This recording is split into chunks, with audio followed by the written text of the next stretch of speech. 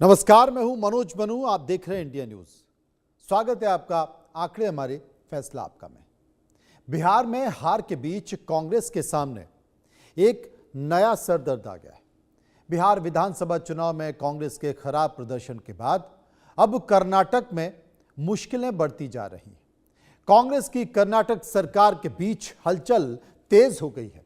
देर रात उप मुख्यमंत्री डी.के. शिव कुमार के करीबी नेताओं ने कांग्रेस अध्यक्ष मल्लिकार्जुन खड़गे से मुलाकात की। यह बैठक मुख्यमंत्री सिद्धरमैया के कार्यकाल के आधे समय के पूरे होने के बाद की गई है। सूबे में लीडरशिप बदलने की अटकलें बढ़ती जा रही हैं। उप मुख्यमंत्री डी.के. शिव कुमार के करीबी कर्नाटक कांग्रेस नेताओं का एक ग्रुप गुरुवार को नई दिल्ली पहुंच चुका है और इन सभी लोगों ने कांग्रेस के राष्ट्रीय अध्यक्ष मल्लिकार्जुन खड़गे से मुलाकात की है। इस बैठक में कर्नाटक में सत्ताधारी कांग्रेस के भीतर सत्ता की खींचतान की अफवाह और बढ़ गई है। लेकिन इसी बीच अच्छी खबर यह है कि मुख्यमंत्री पद को लेकर जारी घमासान के बीच उप मुख्यमंत्री डी.के. शिव कुमार ने मुख्यमंत्री सिद्धरमैया के 5 साल का कार्यकाल पूरा करने का समर्थन कर दिया है। उन्होंने सिद्धरमैया को ऑल द बेस्ट कहा है। दूसरी ओर कांग्रेस हाईकमान ने नेताओं को सार्वजनिक बयानबाजी से बचने की सख्त चेतावनी दे दी है। अब आपको बता दें कि जिस तरीके से कर्नाटक के बेंगलुरु से तमाम नेता दिल्ली पहुंचे, दिल्ली पहुंचकर उन्होंने पार्टी के अध्यक्ष मल्लिकार्जुन खड़गे से मुलाकात की। डी.के. शिव कुमार के जो छोटे भाई हैं, उन्होंने ये संकेत भी दिया है कि जब सरकार बनी थी तो कुछ ऐसा था कि 2.5 साल तुम्हारे और 2.5 साल हमारे। लेकिन उनके इस बयान के बाद उन्होंने कहा कि उम्मीद है कि सब कुछ ठीक हो जाएगा। लेकिन उनके इस बयान के बाद डी.के. शिव कुमार के भाई के बयान के बाद जब सिद्धरमैया, जो कि कर्नाटक के मुख्यमंत्री हैं, उन्होंने कहा कि ऐसी कोई बात नहीं है, ऐसा कोई हिसाब किताब नहीं है, कोई क्रांति नहीं होगी और कोई भ्रांति नहीं होगी, इस बात का जिक्र कर दिया, तो क्या मामला थम गया है या कहें कि सुनामी के आने की पहली ये शांति देखी जा रही है? विस्तार से चर्चा करेंगे, समझने की कोशिश करेंगे। जयकरण वर्मा कांग्रेस के नेता इस वक्त मेरे साथ मौजूद हैं। सिसवा चावला जो कि AOR सुप्रीम कोर्ट, वो भी मेरे साथ मौजूद हैं। शुभेंदु शेखर अवस्थी प्रवक्ता बीजेपी मेरे साथ मौजूद हैं। लेकिन सबसे पहले मैं कांग्रेस के नेता जयकरण वर्मा के पास चलूंगा। वर्मा जी, बिहार में एक तरफा बीजेपी की जीत क्या हुई? कर्नाटक की हवाएं कुछ बेरुखी दिखा रही हैं।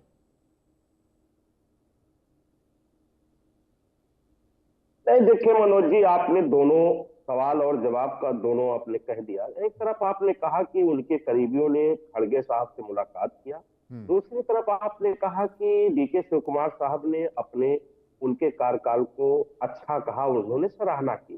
तो इसमें कुछ कहने, सीखने और किसी बगावत की या गुटबाजी की बू नहीं आ रही है। ये पार्टी का सिस्टम है। और रही बात मुख्यमंत्री बनने न बनने की, तो हर छोटा से छोटा कार्यकर्ता चाहता है कि मंत्री बने, विधायक बने, मुख्यमंत्री बने, प्रधानमंत्री, हर आदमी की चाहत होती है। ये हमारे पार्टी का अंदरूनी मामला है। इसमें कहीं से ऐसा कुछ नहीं है कि जिससे हम कुछ कहें, आपसे टीवी पर बैठकर चर्चा करें, ऐसा कुछ मुद्दा नहीं। शुभेंदु शेखर अवस्थी प्रवक्ता बीजेपी हमारे साथ मौजूद हैं। शुभेंदु जी, जयकरण जी ने कह दिया कि साहब देखिए, एक तो जो डी.के. शिव कुमार हैं वो अपने तमाम समर्थक विधायकों के साथ दिल्ली पहुंच गए। दिल्ली पहुंचकर उन्होंने पार्टी के राष्ट्रीय अध्यक्ष मल्लिकार्जुन खड़गे से मुलाकात कर दी। डी.के. शिव कुमार के भाई ने कहा कि साहब एक अच्छी खबर जल्दी आने वाली है, क्योंकि 2.5 साल की बात हुई थी, भैया मुख्यमंत्री बनने वाले। और जो कर्नाटक के मुख्यमंत्री हैं, जो हमेशा अपने सख्त और ख़ास तेवर के लिए जाने जाते हैं, उन्होंने कहा ना तो ऐसी कोई क्रांति होने वाली है और अगर कोई ऐसी कोई भ्रांति है तो वो भी दूर कर ले। अब एक सोशल मीडिया में ट्वीट के जरिए, एक पोस्ट के जरिए ऑल द बेस्ट कहा है शिव कुमार ने, डीके शिव कुमार ने, ये ऑल द वेस्ट को हम कैसे देखें? देखिए, वैसे तो ये कांग्रेस के अपने घर का झगड़ा है, और घर के झगड़ों में हम प्रवक्ता लोग क्या बोले, फिर भी जब झगड़ा चौराहे पर आ जाए तो पड़ोसी को देखना ही पड़ता है कि भाई कौन कौन लोग लड़ रहे हैं, घर के लोग। तो इसलिए जवाब भी दे रहा हूं। जिस दिन हम बिहार जीते थे उसी दिन मोदी जी ने एक भारतीय जनता पार्टी के राष्ट्रीय कार्यालय पर एक बड़ा संबोधन किया था, और उस संबोधन में उन्होंने एक बात कही थी जो आपके इस विषय से मिलती जुलती है। सही जगह पहुंच गए आप। उन्होंने कहा था कि कांग्रेस में एक बड़ा डिवीजन होने वाला है, एक बड़ी डिवाइड होने वाली है कांग्रेस, दो पार्ट में बंटने वाली है कांग्रेस। हमको लगता है ये उसी के संकेत हैं। शांति कितनी भी हो, पर जिस तरीके के वातावरण है, जिस तरीके के कर्नाटक के अंदर एक बगावत का वह है, कल दोपहर तक आपको समझ में आ जाएगा। मैं क्यों कल दोपहर तक कहता हूं कि कल दोपहर तक बड़ा क्रूशियल है। खड़गे साहब कोशिश करने में लगे हैं पर कोई सुनने को तैयार नहीं है। सिद्धिरमैया साहब ने कहा था कि हम 2.5 साल के लिए, ऐसा वो लोग कह रहे हैं, उनके भाई कह रहे हैं या बहुत हमारे सूत्र कह रहे हैं कि 2.5 साल के लिए ही उनको बनाया था। अब उनसे बहुत सारे लोग खुश नहीं हैं, बदलना चाहिए। ये झगड़ा है, और मेरे को लगता है कल दोपहर तक, कल शाम तक इस पर एक बड़ी सूचना आपके चैनल पर भी मिलेगी। पर मैं वापस कहता हूँ कि समस्या कहाँ है, ये आज भी कांग्रेस को समझ में नहीं आ रही है। कई बार वो कभी ईवीएम पे नाराजगी बताते हैं, कभी लोकल प्रशासन पे जानकारी नाराजगी बोलते हैं, कभी इलेक्शन कमीशन पर बोलते हैं। ईवीएम से लेके इलेक्शन कमीशन तक वो नाराज तो हैं, पर सच्चाई ये है कि आज कांग्रेस का हर कार्यकर्ता इस बात का नाराज है कि उनके जो नेता हैं राहुल गांधी जी, वो एक सिंसियर पॉलिटिशियन नहीं है। उन्होंने वो मेहनत नहीं करी है।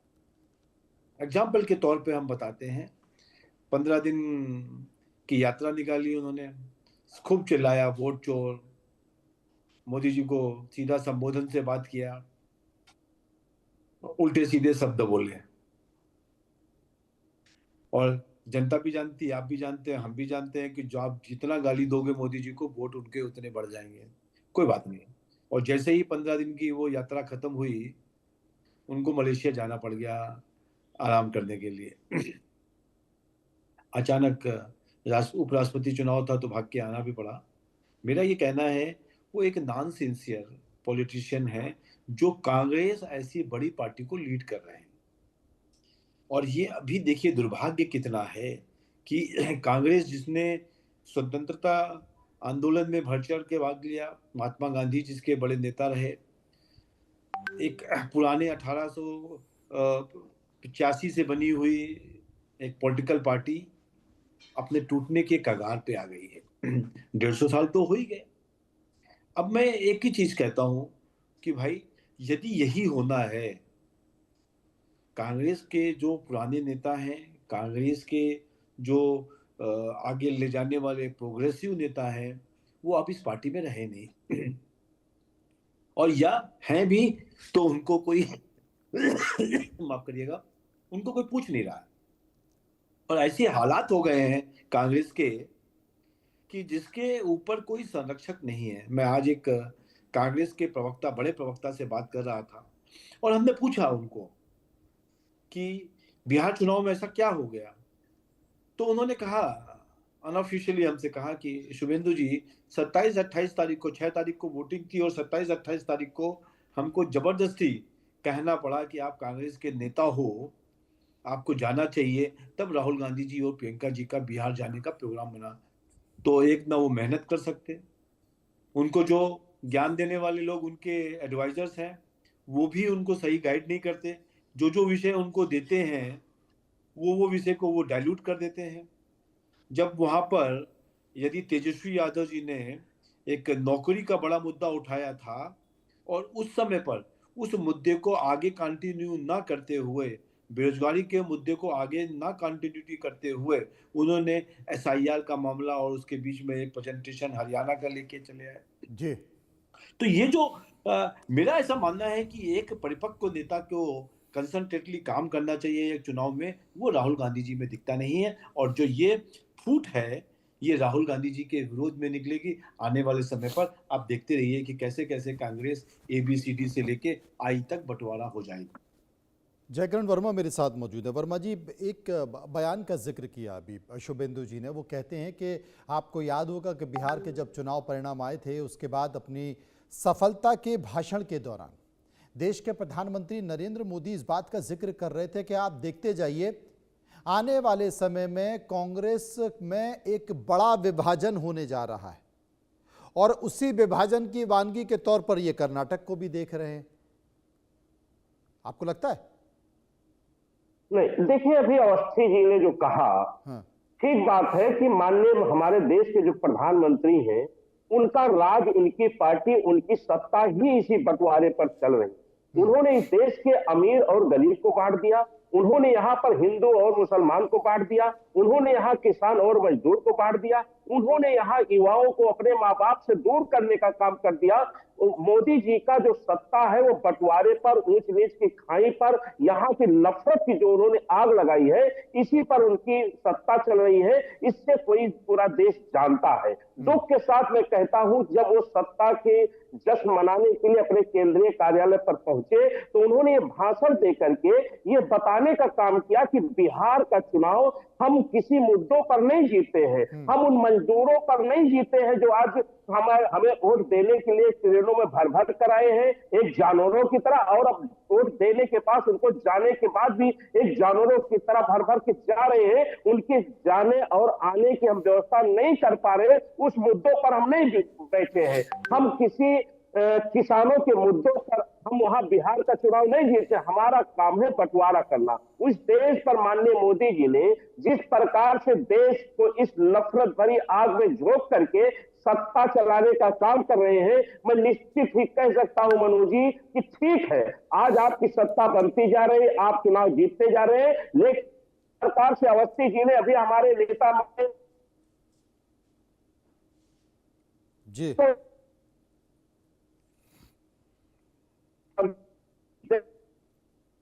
देश के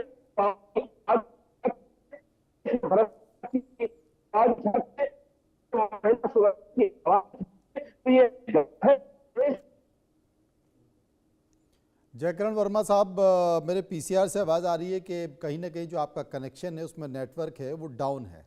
अब इसके क्या संकेत निकाले जाएं? शुभेंदु शेखर अवस्थी साहब मेरे साथ मौजूद हैं। मुझे लगता है शायद अब कनेक्शन ठीक हो गया। वर्मा जी, आपका कनेक्शन ठीक हो गया? आपके इंटरनेट में कुछ प्रॉब्लम आ रही है? अभी भी परेशानी आ रही है, आवाज़ आपकी साफ नहीं आ रही। किसी को बोल के एक बार कनेक्शन को ठीक करा लें। शुभेंदु जी, अगर तमाम तरह की बातों को देखें तो प्रदेश अध्यक्ष के तौर पर डीके शिव कुमार हैं, और 2.5 साल के वादे को याद करने की बात उनके भाई कर रहे हैं।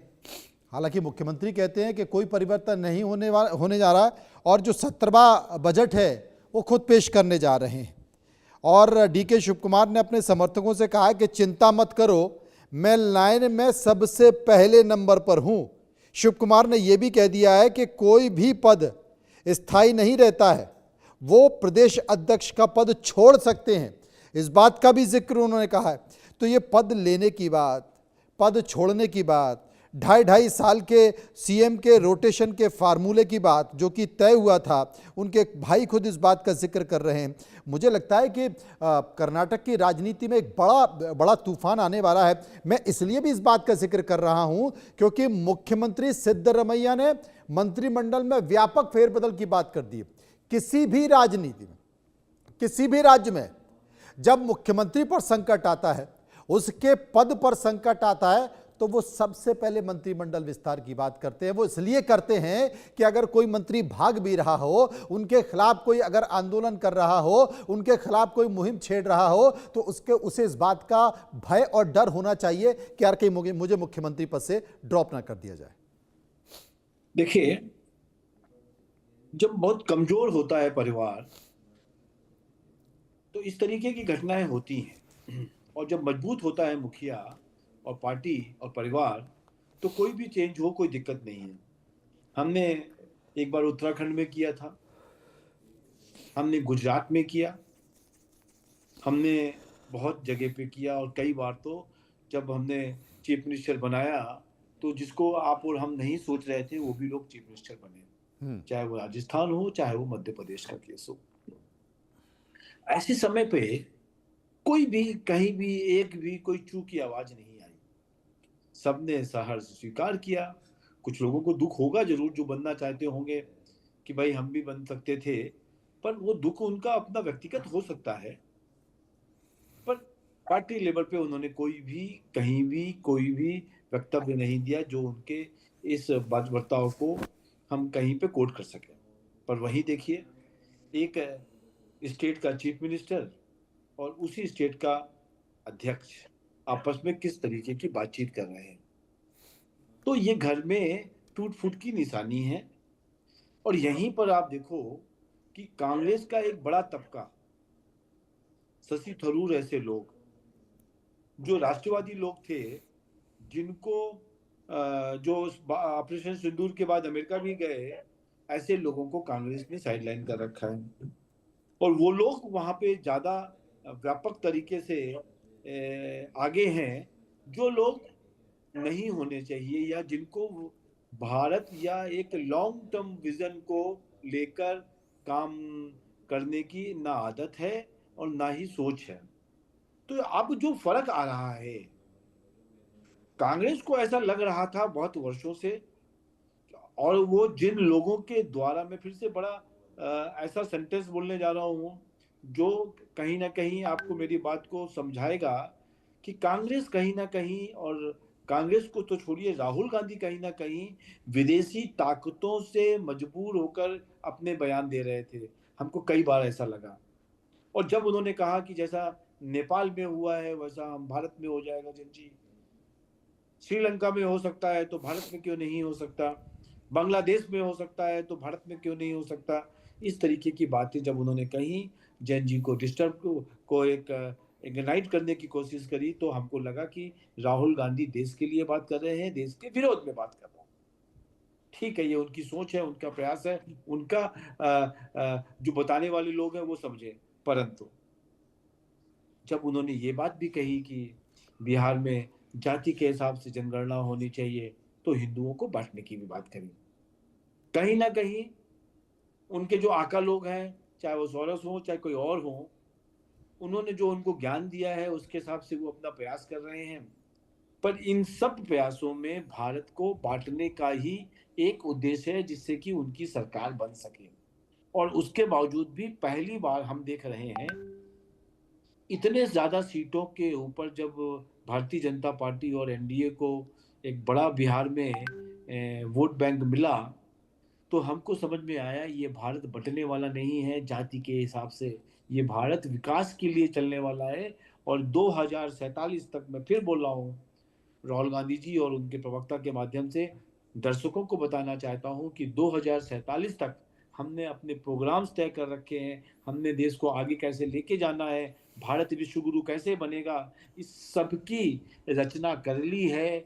बस आप अपना दायित्व तो पूरा करते रहिए, इस देश के मुख्य धारा में जुड़े रहिए, देश को तोड़ने का काम नहीं, देश के साथ को बढ़ाने का काम करिए, यही हमारा आपसे रिक्वेस्ट है। फिर भी हम जानते हैं कि आप अपने परेशानी में घिरे हैं, आप अपने समझ से घिरे हैं, आप उससे बढ़ के नहीं बात कर सकते, तो हमको कोई अपेक्षा भी नहीं है कि आप इन विषयों को लेकर बहुत ज्यादा हमको सहायता करेंगे। जयकिरण वर्मा साहब मेरे साथ मौजूद हैं। वर्मा जी, आप मानते हैं कि जो दिल्ली है, कांग्रेस का दिल्ली है, वो कमज़ोर हुआ है? लगातार एक के बाद एक जो हार हो रही हैं, राज्यों में हार हो रही है, लोकसभा में हार हो रही है, उससे कांग्रेस के कार्यकर्ताओं पर क्या उनके मनोबल पर असर पड़ रहा है? क्योंकि कई जगह लगातार इस बात की चर्चा चल रही है, कोई भी पार्टी जीतती है तो स्वाभाविक तौर पर उसके नेतृत्व को, उसके नेता को बधाई का पात्र माना जाता है।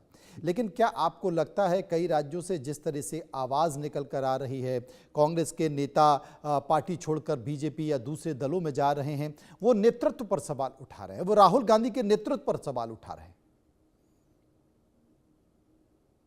नहीं, देखिए, मैं बार बार कहना चाहता हूं, जो अभी भाजपा के प्रवक्ता महोदय का बार बार ये कहना है कि कांग्रेस कमजोर हो रही, कांग्रेस टूट रही है, या राहुल गांधी जी का नेतृत्व तो उसके कार्यकर्ता को नहीं बर्दाश्त हो रहा है, ठीक कहा इन्होंने। देखिए, मैं बार बार कहता हूं, हमारे नेता माननीय राहुल गांधी जी इस देश की बुलंद आवाज है। सत्ता भले मोदी की बन रही है, किन कारणों से बन रही है देश की जनता जानती है। मैं बार बार फिर कहता हूं, अगर जो इस देश में किसानों की आवाज बनना, मजदूरों की आवाज बनना, महिला सुरक्षा की बात करना और रोजगार की बात करना, युवाओं की आवाज बनना, अगर जो गुनाह है तो राहुल गांधी जी ये गुनाह हमेशा करते रहेंगे।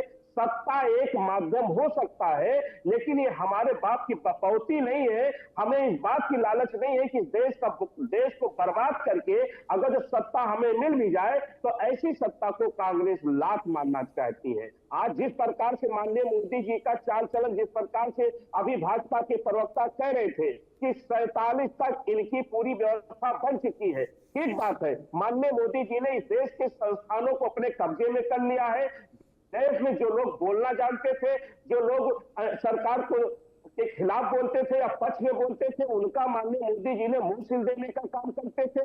देश की ज्यादातर मीडिया को किनके घराने से हैं, किनके बदौलत चलते हैं, किनको दिखाने का काम करते हैं, ये देश के लोग जान चुके हैं। ईपीआई, सीबीआई, जो भी है इनके पास, इनका जो डंडा है, जो चाबुक है, किस प्रकार से चलाने का काम करते हैं। अभी अवस्थी जी कह रहे थे कि राहुल गांधी विदेश से डरते हैं, विदेश से डरते हैं। अवस्थी जी, आप कभी माननीय मोदी जी से मिलकर देखिए और पूछिए कि उनका भाषण और उनके कतनी करनी में वही करते हैं जो इस देश के कुछ चुनिंदा उद्योगपति चाहते हैं। उन उद्योगपतियों के कठपुतली बनकर हमारे देश के प्रधानमंत्री जी आज काम कर रहे हैं। इस देश को बर्बाद करके, इस देश की संस्थाओं को बेच करके जो आप एक चुनिंदा परिवार को देश की संपत्तियां सौंप रहे हैं, उसके बदले वो व्यक्ति आपको धन और सत्ता देने का काम कर रहे हैं। इससे ज्यादा कुछ नहीं है आपके पास। अगर जो मैं हिसाब मांगू, पूरे देश में आपने भारतीय जनता पार्टी का कार्यालय बनवाने का काम किया है। आपने 5-5, 10-10 करोड़ का जिले में कार्यालय जमीन खरीद करके बनवाने का काम किया है। एक होटल की जयकरण जी, व्यवस्था देने का काम किया जयकरण है। जी, आप कौन से आपकी बात मैंने मान ली। बस एक छोटी सी बात आपसे पूछना चाहता हूँ। आपकी बात को मैंने मान लिया, एक छोटी सी बात आपसे पूछना चाहता हूं, उसका जवाब दे दिए। जवाब ये कि कर्नाटक की सरकार सुरक्षित है, दिल्ली में जो विधायक हैं वो सकुशल वापस लौट जाएंगे, कर्नाटक की सरकार को कोई परेशानी नहीं होने वाली है। 2.5 साल के जो वादे की बात शिव कुमार के भाई कर रहे हैं, ऐसा कोई वादा नहीं है और सिद्धरमैया लगातार 5 साल मुख्यमंत्री रहेंगे। और मंत्रिमंडल विस्तार की जो बात की है, जिसमें कई मंत्रियों के बदले जाने की खबर है, फिलहाल ऐसा कुछ नहीं होगा। देखिए, मैं तो इतना आपके माध्यम से कहना चाहता हूं कि कर्नाटक सरकार में क्या चल रहा है, क्या नहीं चल रहा है, मुख्यमंत्री बदला जाएगा या बने रहेंगे, ये हमारे कांग्रेस पार्टी का मामला, हम लोग आपस में समझ रहे हैं। मैं सिर्फ आपके माध्यम से इतना कहना चाहता हूं कि बिहार के जब मोदी जी और भारतीय जनता पार्टी इतनी झूम जाए, आज वहां बिहार के मजदूर जिन्होंने सत्ता सौंपने का काम किया था, जो ट्रेनों में घोष कर भरे जा रहे, उन पर लाठियां चलाई जा रही, उनको पुलिस द्वारा पीड़ा दिया जा रहा है, उन पर बोलने रेल मंत्री का एक जवाब नहीं आ रहा है, एक बयान नहीं आ रहा है कि उन मजदूरों को भेजने का काम किया जाए। आज सत्ता पाने के बाद से आपने बिहार को उन्हीं की हालत पर छोड़ देने का काम किया। मैं दुख के साथ कहता हूं कि सत्ता अगर जो आपको आई है तो SIR के माध्यम से आई है, आपके पैमाने के कारण आई है, आपके धूर्तता के कारण आई है। चलिए, बहुत बहुत शुक्रिया, और कटों के बहुत बहुत शुक्रिया, बहुत बहुत शुक्रिया करेंगे जयकरण जी का, शुक्रिया हम करेंगे शुभेंदु जी का। विस्तार से इस पूरे मामले पर मेरे से चर्चा कर रहे थे, जानकारी दे रहे थे, लेकिन इंतजार करना होगा क्योंकि कर्नाटक से जो राजनीतिक हवाएं आ रही हैं वो बहुत कुछ कहती हुई दिखाई दे रही हैं। आने वाले समय में तय होगा कि कर्नाटक के जो विधायक दिल्ली आए हुए हैं वो वापस पहुंच जाएंगे और विधायकों के आने की बात की जा रही है जो कि DK शिव कुमार के समर्थक हैं वो वापस अब नहीं आएंगे या फिर कुछ होगा तो बड़ा होगा, इंतजार करना होगा। बात कर लेते एक और बड़ी खबर की, सुधारों की। देश में आज से नया श्रम कानून लागू हो चुका है। अब सभी श्रमिकों को नौकरी शुरू करते समय नियुक्ति पत्र देना होगा, जो कि अनिवार्य होगा, जिससे रोजगार और शर्तों की पारदर्शिता बढ़ेगी। देश भर में न्यूनतम वेतन लागू होगा ताकि कोई भी सैलरी इतना कम न हो कि जीवन यापन करना मुश्किल हो जाए। आत्मनिर्भर भारत की दिशा में ये एक बड़ा कदम माने जा रहा है। इस फैसले से वर्षों पुराने कानून, जो कि काफ़ी जटिल और बिखरे हुए थे, वो खत्म हो जाएंगे। सरकार का कहना है कि नई व्यवस्था का मकसद एक सुदृढ़, मजबूत ढांचा तैयार करना है, जो न सिर्फ श्रमिकों की सुरक्षा बढ़ाए बल्कि उद्योगों के लिए भी प्रतिस्पर्धा माहौल बनाए। इसलिए सरकार ने इसे कानून को ऐतिहासिक बता दिया है। बता दें कि सरकार ने पुराने 29 केंद्रीय श्रम कानूनों को खत्म कर उन्हें 4 कोड में बदल दिया है। पहला जो कोड है वो कोड ऑन वेज है 2019, दूसरा इंडस्ट्रियल रिलेशन कोड 2020, तीसरा है कोड ऑन सोशल सिक्योरिटी 2020 और चौथा है occupational safety, health and working condition. देखिए इसी मामले पर एक रिपोर्ट। सावधान, कर्मचारी